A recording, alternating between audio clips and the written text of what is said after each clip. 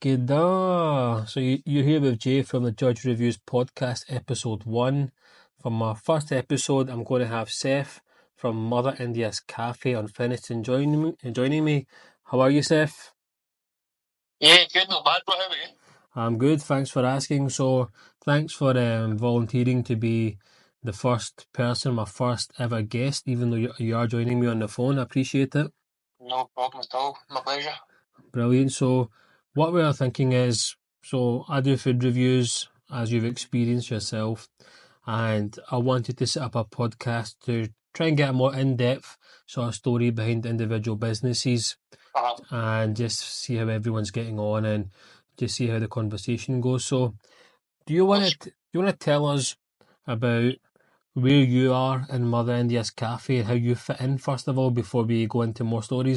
Yeah, no problem. I'll start off. So my dad, his name's Asif. He's the business owner. He owns the restaurant. So the restaurant has been around for 23 years. It was established in 2001, just around the same time I was born. And my dad's sister and her husband, they owned the business originally. And 2 years ago, my dad and my mum, they took the business over. So they now own the business. Yeah. Brilliant. Okay, so how long has your dad been in the food game? Like practically his whole life, man. He's 53 now, so he's been in it since he was about 1920, I'd say. 1920. And if you don't mind me asking, did your dad come over here, and find his way, or did he get? No, my dad was born here.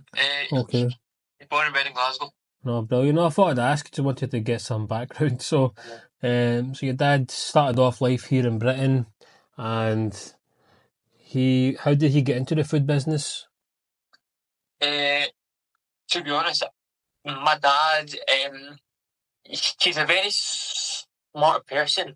However, he didn't like being in it and getting education. Yeah. And then when my uncle came about, he asked my dad if he wanted to be part of the business. And my dad was like, yeah, why not? Because it got him out of school. Yeah. And it basically got him straight into work. Okay, so how old do you think your dad was roughly when he started working? When he started working in the food business? Probably 21, 22. Okay, so young age, so he's been grafting in there from then until now, which is about 30-ish plus years, so he's had a long shift. And when did you get introduced into the food game? So, me personally, I've been in and out of the restaurant since I was about 16 years old when I was doing my National Fives. Right. So, that would have been about 6 years ago. So, I started helping out, just being a waiter sort of thing, in the cafe. And then as time gone on, as I've gotten older, I've tried to be a bit more hands-on to help my dad out and stuff. He had a stroke not long ago, so I've tried to be a bit more hands-on so he can back off a little bit. All right. So you're saying your dad had a stroke. So, was that because of business stresses, or was it something else? Pretty much it's the mix, man. Yeah, to be honest, it's because he's in he's always on his feet. He's always active. He maintains a high blood pressure. And then obviously he's also on the go, so that's not helping, you know what I mean? Yeah, so he's been a bit unwell, hopefully he's on the mend. And yourself, I know from speaking to you, you're a highly qualified individual who's in a good field at the moment, so you've had to try and balance, what your dad's done his whole life and what you're doing, for your future. How have you found getting thrown into the deep end, if you like, to come in as the boss's son and sort of take charge? Well, what I'm doing, it can't compare to what my dad's done all these years, you know what I mean? So Yeah. my role is now trying to promote the business on stuff like TikTok, Instagram, Twitter. So that's when people go on the Nescafe TikTok page, Yeah. my voice is the voice that Yeah. you'll Yeah. hear. So I'm not hands on when Mhm. it's like at the restaurant, Yeah. but behind the scenes a lot. Yeah. No, I've seen the TikToks, and I'll be honest, I enjoy listening to your voiceovers. They're quite relaxing. Thanks very much, man. I try my best. No, I like them, honestly. I was meaning to say to you, actually, about your voiceovers. They're good. So, Well, for me, I've had a speech impediment since I was really, really young. yeah. So it takes me like 5 or 6 times to get it Yeah. perfectly right. But Yeah. I try my best and I get it there, and it takes time. But no, so I'm slowly becoming a bit more confident now. And Yeah. but yeah, it's good. Yeah. Anything to help, I guess. No, good. Look, you have to try different things. Whatever every generation can add. Every generation is going to have a different view on things because we're more relevant. I'm saying we. Obviously, you're a lot younger than me, so you're another generation, compared to me. So right. So I understand how you're helping out. What would you say from coming in and seeing how the operation is run, and you're trying to grow the online presence from a social media point of view? Everyone knows that restaurant's been there for donkeys. It's always a top quality food. What do you think is the secret to keeping the standards very high for such a long time and staying relevant even till now? It comes down to a lot of things, man. Yeah. Take your time. Like I said to you, that the queen with the restaurant, all our stuff is made fresh and it's made with love. And fresh with love. Like all our chefs have perfected every single recipe Yeah. on the menu. So when it comes to them trying to make it, it takes them 5 minutes to make it, but they know it, and like basically a big part of the restaurant is that our chefs have been there for a very, very long time. Okay, so you've had the same sort of chefs for quite a long period of time then? Yeah. Okay, that's you don't hear of that, but yeah. When they start and they sort of learn the recipes, they become more and more like used to being in the environment, and then they'll slowly learn the recipes off by heart, and then it'll just become like second nature to them, I guess. Yeah. How do you think, so apart from having good service, how do you keep your staff sort of engaged and motivated, for another day of giving the best sort of service and quality that they do? It's a hard one, man, because like being a restaurant, it's got like a high staff turnover because a lot of our staff have come to Scotland to like study and whatnot. Yeah, that's right. But we do have some staff that's been there for a long, long, long time. And like a part of that is like my dad and my dad and my mom and me and whatnot, we try and treat our staff like family. So what we've now done is now we've created a WhatsApp chat with all the staff in it. We talk and laugh and have banter and whatnot. So yeah, it's just like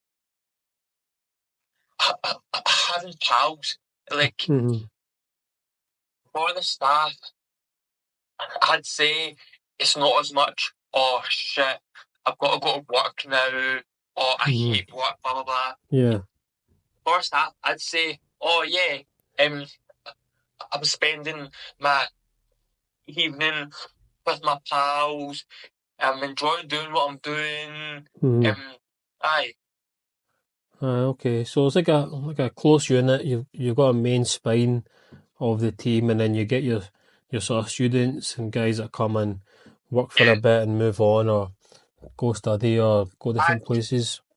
One thing I can tell you, first starting when Sunday leaves the cafe, but they found another job, I guarantee you they will always come back. Aye. I guarantee you. That's happened on a handful of occasions when guys leave and say, oh, I've got a better job, blah, blah, the pay is better, it's in a better location, and that'll help me. I guarantee you, the person will hear it and he'll come back. Yeah. That happened a good number of times. And that's because you and your dad, you treat staff like family, and That, yeah. That's because at these places like that, meals and stuff, staff is practically just a number. yeah. But at the restaurant, our staff is treated like family, and it's like, we help you, who'll help us, essentially. Yeah. No, good. So speaking about, restaurants, what do you think of, or what does your dad tell you when you look at the restaurant scene or the Indian sort of food scene at the moment? Does he say any trends that he's seeing, or does he say if people are doing well or not doing well, or are people not being authentic? What is your guys' take on the food scene for Indian food at the moment? Well, I guess it's a hard one again. Yeah. Tapas food, that's a trend at the moment. And obviously, I don't want to sit here and say tapas was started by us, but we are known for having our tapas take on it. So, like, when we've got a table that'll come in, it's not just one thing that they'll get.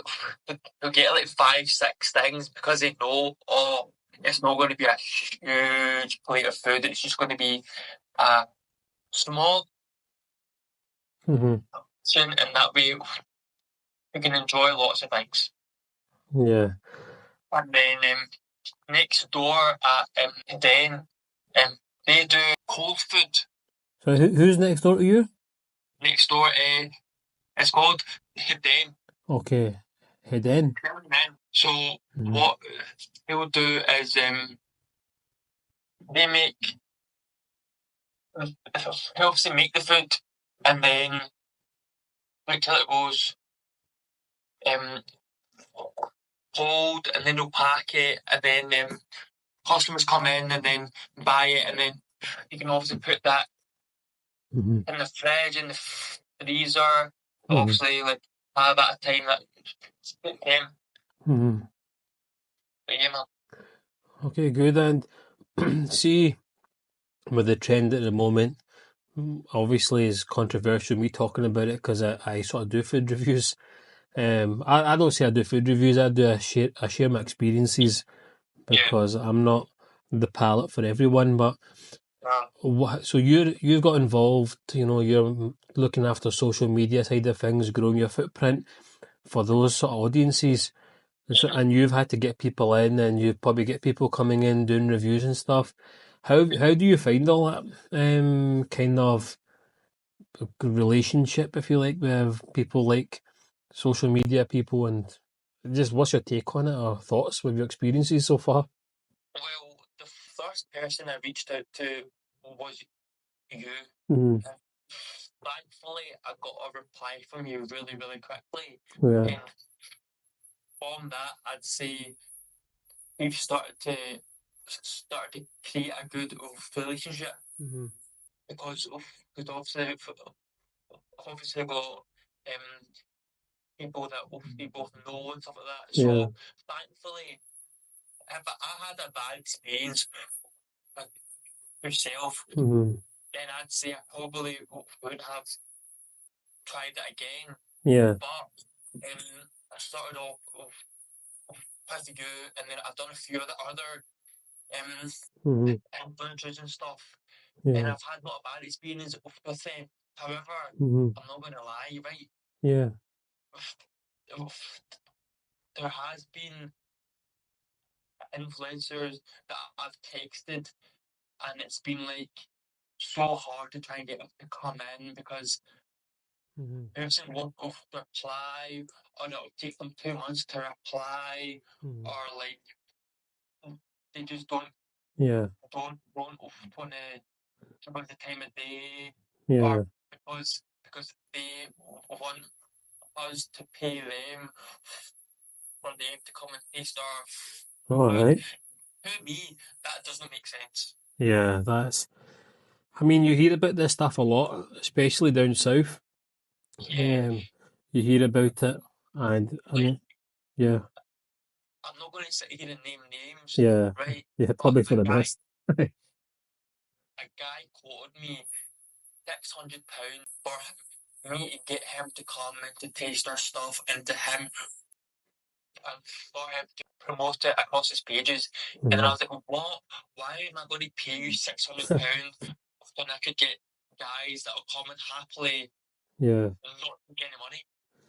yeah, and maybe he didn't know how long you guys have been around. You know, it's not like you need, to pay people to come in. Yeah. And I think some people do that. It's a lot down south. I don't know how this works, right? But what these guys don't like get is that although we may Mm, it may help us, yeah, it also helps them yeah, because that's essentially mm, how they get paid, isn't it? yeah. Well, they get content, Yeah. which is not going to cost them an arm and a leg if they're doing a lot of content. Oh, So it works both ways. Um, definitely. and as controversial, I've been involved in businesses, so I've seen both sides of the coin, which is why some people say to me, "Oh, you're always nice." Well, there's no need to be not nice. Not everything is to everyone's taste anyway. Some people like smoked pastrami sandwiches, which is more or less raw meat, and I hate it.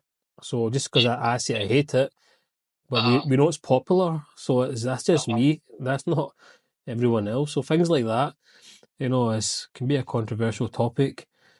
definitely. But speaking about, as mutual and so on, how have you found with rising costs, businesses getting squeezed more and more for tax and VAT and stuff? How have you found all that scenario and maintaining your standards, while these things are going through the Oh roof? my, it's, it's really, really hard for us because cost and stuff's rising. That Mm, means we need to put the prices of our stuff up. And hmm. obviously we hate doing that Yeah. because my dad's the customers that my dad gets are loyal guys, right? Hmm. So we hate having to put our prices up, but essentially we don't have a choice. Yeah. Like if we kept our costs low, Hmm. essentially we wouldn't be making any money. Yeah. Of course. And you need to pay your bills and make some money so it's worth your time, or what's the point? Uh, Okay, Seth. So before we wrap up, how are you finding your goals? So you are. Well, I don't know if you want to talk about it. You can. What field you're in and how you're getting on with that. Yes, so I just recently graduated in quantity surveying and building surveying. Mm-hmm. I am a graduate surveyor at a company in Glasgow, Mm-hmm. and yeah, I'm just on my way to get chartered, man. And then yeah, but Brilliant. I'm trying to get the balance between Mm-hmm. work and family. Mm-hmm. And no, it's good, man. Because at the end of the day, Mm-hmm. family comes first, mate, no matter what. Of course, and this is something that culturally, we tend to stick to for many generations about family. And I suppose, you could turn around to your dad and say, it's your restaurant, your problem. I've got a family and I've got my job. I need to focus on my career. But this is where we hope, doing these kind of things, we get the prayers from our parents and it helps us, 100%. So my dad spent his whole life hmm trying to make me have a better life. That's why he's been in the restaurant all the time, hmm day and night. He was in the restaurant hmm when I was a kid, and